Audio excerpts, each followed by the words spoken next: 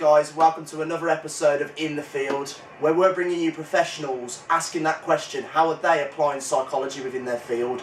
Today I'm very privileged to be joined by Adam Bracey, who's a performance coach at West Bromwich Albion Football Club. So without further ado, Ad, do you want to explain to the viewers kind of what your role is? Yeah, so I'm a sports performance coach in the academy, so 16s and below, working mainly with the coaches. I did, when I first started, work predominantly with players, but slowly figured out working with 200 players individually doesn't really go to plan, so kind of changed my approach, built some really good relationships with coaches, really good relationships with players, and now predominantly my role working with about 20 coaches at quite individual level, so their brand of coach and their style, how they look to build psychology in their sessions to help develop the players, and then work through them and the themes within line with the academy program. And hopefully that comes through with the players, and then touching base individually with a certain amount of players in certain situations, and then doing a bit with the parents as well every now and again to try and keep that kind of parent influence and that impact at a whole kind of player, coach, parent level to kind of fully support the player, both performance and well-being.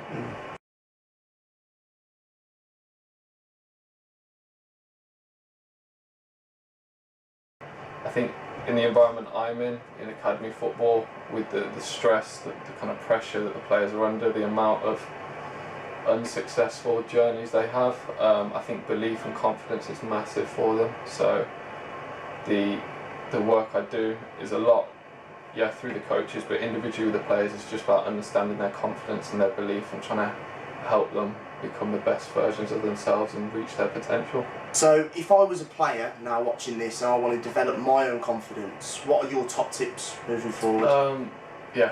Definitely first and foremost, what does confidence mean to you? What's the definition you hold? I think from my point of view, I've kind of fallen out with the term confidence to a certain degree, especially in this environment, because I find sometimes, not all the times, players use it as an excuse. So I have no confidence today, or I just didn't feel good, I didn't feel confident, and it's a bit like, okay, why are you saying that? And there's normally underlying reasons to it, and kind of digging a little bit deeper when you question them on it, challenge them on it, they don't really know where it's come from. So the way I try and phrase it, and it's generally quite a club ethos around confidence as well. It has to be a belief, and if you frame it in a belief, so do you believe in yourself? Do you believe in your ability? That's the approach I take and what I describe it as, but I try and get the players to understand it and try and understand it from their point of view, because if you try and work with someone on something that they don't necessarily understand, and confidence is one of those magical terms that everyone's got their own opinion and no one really knows what it is, so it's when it comes to confidence, trying to understand how the player interprets it, or how the coach interprets it as well, and then trying to work with them from that. And for me, I try and encourage them to understand it's a belief, it's something that they can control within themselves, and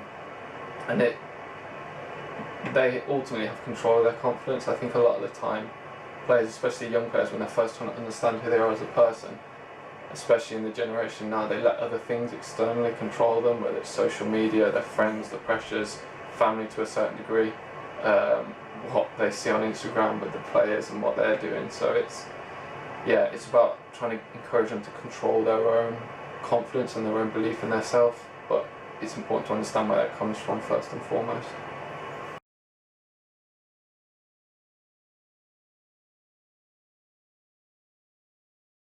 I think you can go in a lot more depth with the coaches. I find in football, especially in this environment, they've got a ridiculously good understanding of psychology, and that hasn't come from academia or reading papers or the kind of traditional route I've come from. It's very much an in-the-moment practice, reality, learning what makes that player believe in themselves, and it's really practical, and they have a really good understanding, more than I do. So it's about working together, and you can really dig deep with a lot of the coaches here, and I'm guessing a lot of people in football as well.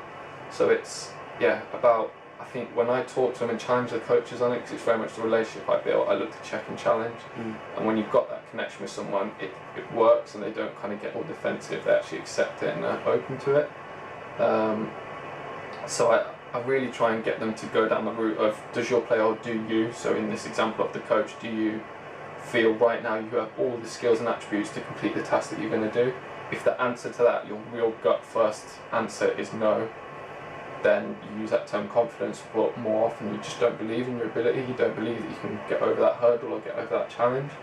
So in the coaching term, we've got big games coming up, so we've got a big game tonight. If I ask that coach, do you believe in yourself, your ability to help the team tonight? And if his answer is no, it's like, okay, why don't you believe that? Where's that coming from?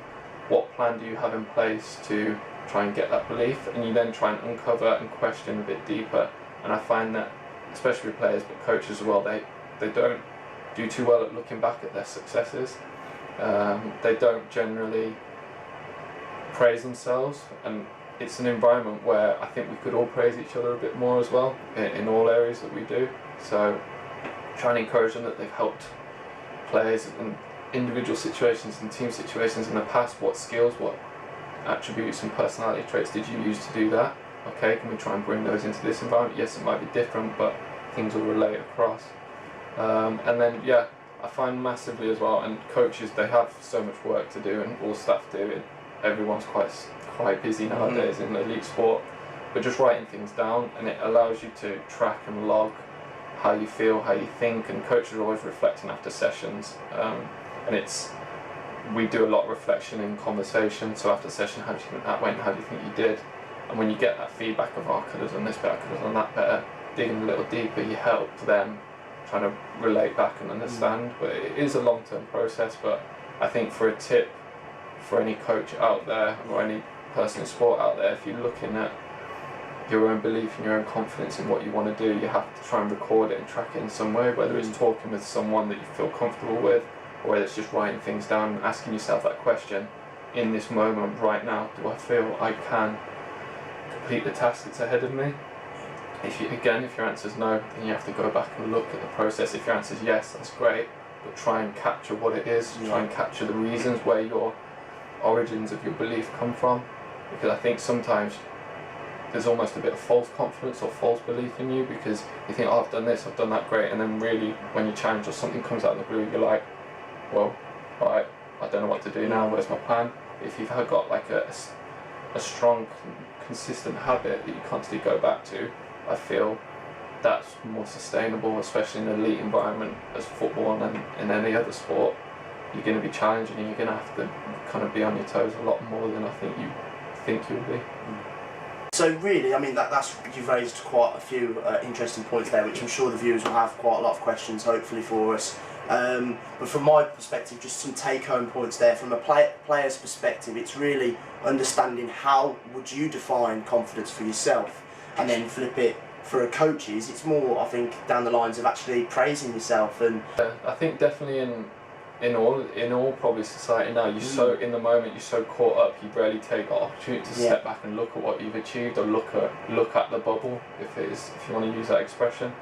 And I think opportunities like reflection and just using logs or tracking it or writing things down are really powerful ways of looking at your experience rather than just being in it all the time, because I think you get burnt out, you're tired, and then you kind of output and what you can give to the people around you suffers because of it. I want to thank Ad for coming on and taking his time up here. I know Ad's doing some really fascinating stuff. I can speak firsthand for the stuff that's going on here. If anyone's got any questions for Adam, I will put all of his details in the slide below, but please feel free to send them all across. And thank you very much for tuning in.